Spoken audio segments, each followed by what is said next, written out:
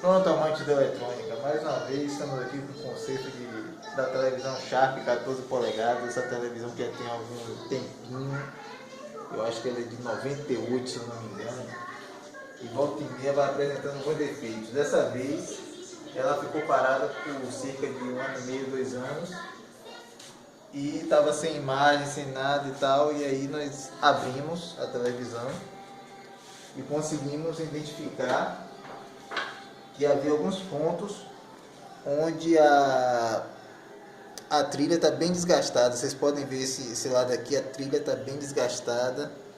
Aqui também, aqui embaixo também estava.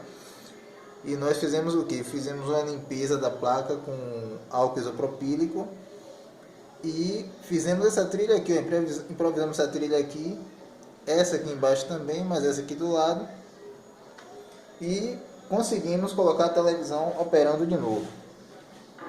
Vamos fazer o teste. Um toquezinho aqui, normal.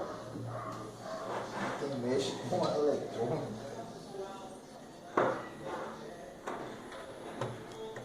Ok. Vamos colocar aqui a placa.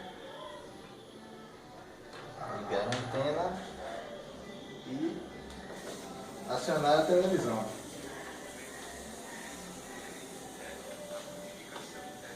Vocês vão poder constatar que a imagem normal, som,